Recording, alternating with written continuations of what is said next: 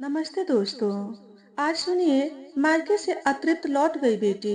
रेवती गर्भवती है। लग्न का मौसम है। बाजार सजा है, बाहर लाउड स्पीकर बज रहा है। टेम्पो में बहुत भीड़ है। कसम कस में भी उसे एक हल्कापन और एक निश्चिंतता महसूस हो रही है। मायके जाने का सुख 13 महीने हो गए। उत्साह से कलेजा फूलकर पक्का बढ़र हुआ जा रहा है। आंखें चिड़ियों सी चपल, मन में मायका बजता है। इस जग सुजान में कौन है उसका अपना? पति है, मगर ससुराल तो नहीं। उसका पति राघव अनाथ है। रोने को, समझने को, सुख बताने के लिए एक जगह चाहिए होती है। दुख बांटने और छिपा लेने की यह दोनों जगहें मायका ही है उसके लिए। वह हाथ की चूड़ियां देखती है, उदास और पुरानी लग रही है। नेल पॉलिश चटक लाल है, साड़ी तो गौने वाली है। यह साड़ी उस पर खूब फबती है। वह जाकर अपनी माँ से लिपट जाएगी और अधिकार से कहेगी, माँ, माछ भात खाए साल भर हो गए। बाबूजी से कहो ना माछ मोल लाए। बनाऊंगी और सबको खिलाऊंगी, खुद भी छक कर खाऊंगी। 20 बरस 7 महीने उम्र हो गई, पर जीभ तो अब भी ललचती रहती है। बढ़िया खाना कमजोरी थी और अब भी है, मगर तंग हाथ और राघव की कोशिशों ने धैर्य का सुंदर पाठ पढ़ा दिया है। कपड़े, गहने, शौक, मनोरथ कौन पूछे, खाने की चीजों के लिए भी अधैर्य नहीं होती है रेवती। सिंदूर में कोई जादू होता है, नन्ही चिड़िया को गुर गंभीर देवता बना देती है। कह पाएगी माँ से वैसे ही जैसे पहले कह पाती थी। चौक और टेम्पो रुका। मटकुन सा गर्मा गर्म जलेबी छान रहा है। उसे बड़ा मन हुआ आधा किलो बधवा ले। 10 रुपये है पर्स में। पर्स का सिंथेटिक गोटा उखड़ चुका है। चेन भी अटकती पटकती है। वह मन महसूस कर आगे बढ़ गई। दलान गोबर से निपा है। पक्के का घर, पानी की टंकी, कूलर, इन्वर्टर, फ्रिज, मिक्सी सब है मायके में। वह संभलती स्वयं को संभालती घर में घुसी। माँ बैगन काट रही थी। लपक कर आई, गले लगाया।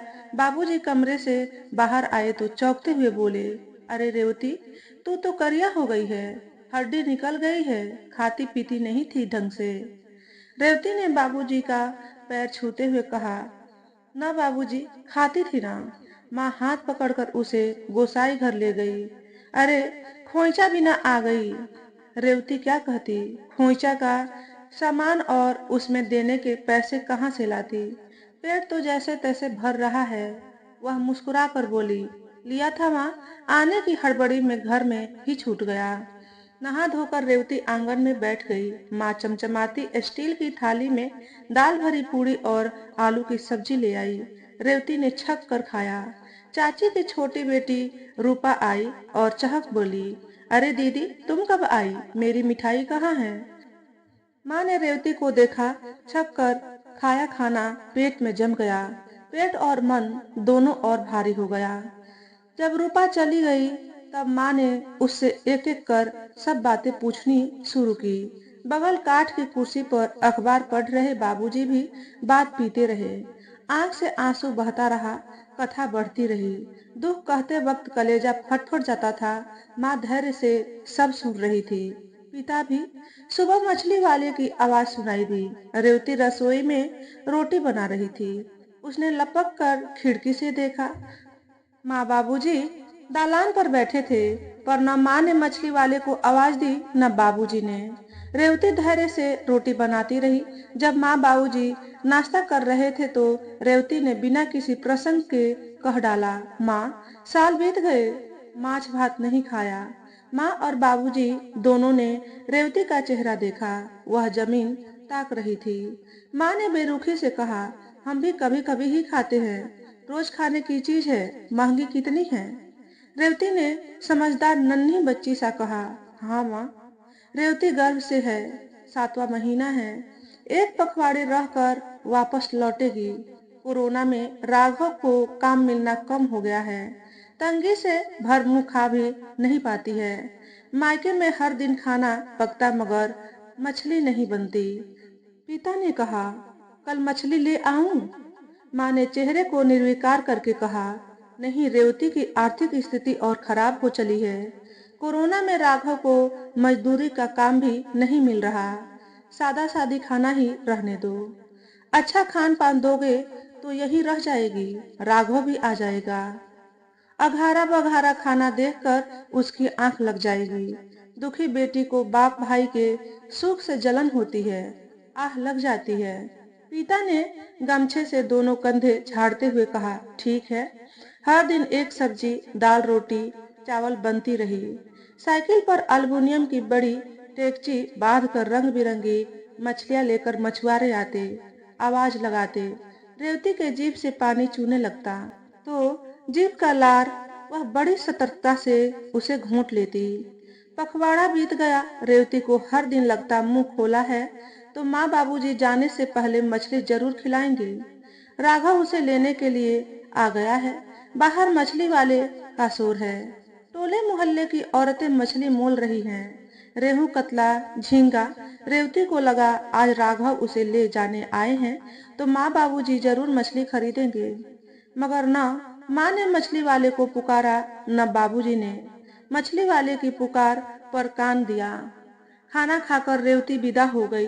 रास्ते भर पोखर नदी मछली मायका सब याद आता रहा। अतृप्त लौट आई रेवती। टेम्पो में पैसेंजरों के बीच कहीं जोर जोर से गाना बज रहा है।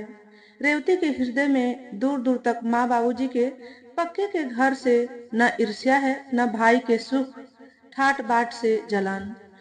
बस मछली न खा पाने की दुख से बड़ा एक और दुख उसके भीतर जन्म ले चुका है।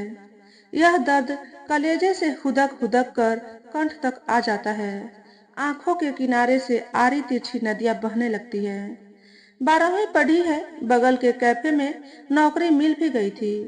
काम संभालने से पहले कोरोना आ धमका। सब बंद, हर तरफ मंदी। वक्त तो 2-4 महीने में संभल जाएगा। दोनों जने मिलकर कमाएंगे। समय सब दिन एक सा नहीं रहता। रेवती ने अपनी हथेली देखी। रेखाएं अस्पष्ट उलझी और बेतरतीब सी लगी उसे। लगा वह भी मछली हो गई है। पोखर से निकालकर माटी पर पटकी गई चहलवा मछली राख में लपेटी हांसू से छीली और चांदी सी देह कट कर पक कर खत्म। रेवती घर आकर कई तरह के उलझनों में फंसी रही।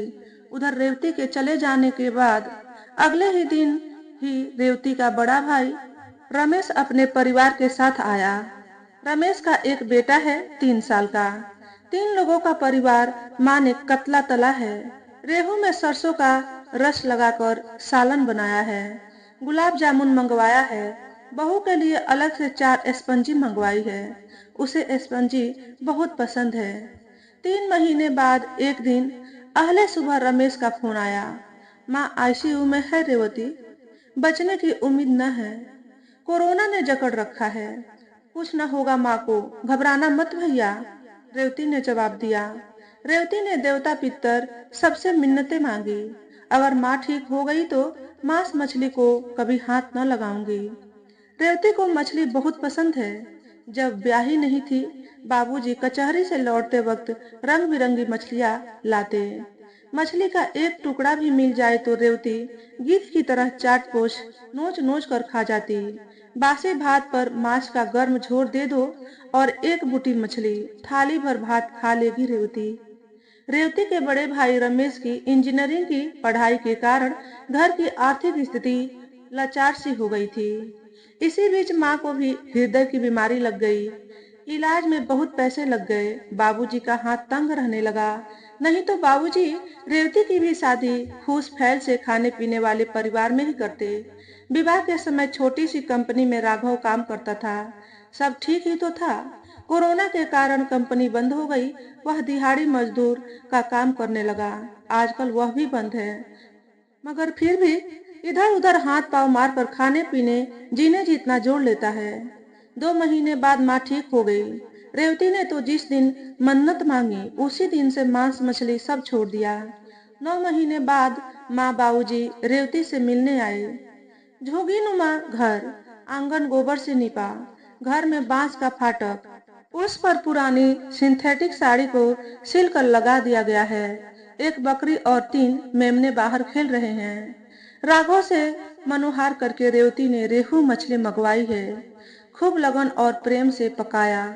मूंज की पटिया भर भोजन के लिए माँ बाबूजी को बिठाया।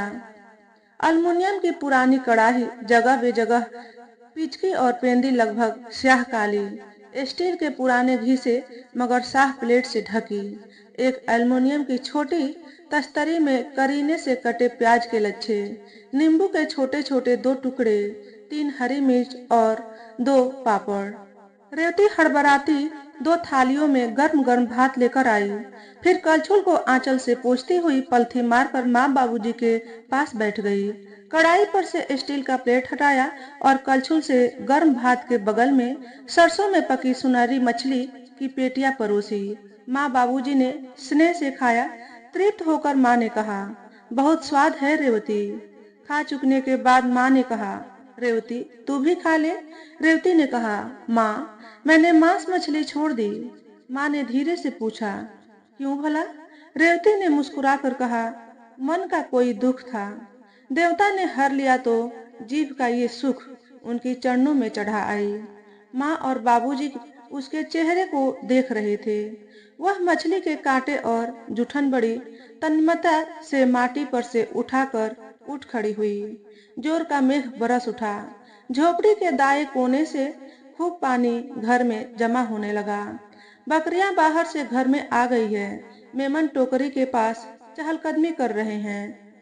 माँ बाबूजी रेवती की विपन्नता को अनदेखी नजर से देख रहे हैं। रेवती पास ही जूट के बोरे पर बैठी साग छांट रही है। तो दोस्तों, आज के वीडियो में बस इतना ही। अगर हमारे द्वारा बताई गई कहानी थोड़ी सी भी अच्छी लगी हो तो वीडियो को लाइक और शेयर करें। चैनल पर पहली बार आए हो तो चैनल को सब्सक्राइब करके बेल नोटिफिकेशन को ऑल पर सेट कर लें, ताकि आपको ऐसे ही अच्छे अच्छे वीडियो देखने को मिले। हमेशा खुश रहें, हमेशा स्वस्थ रहें। वीडियो देखने के लिए आपका बहुत बहुत धन्यवाद।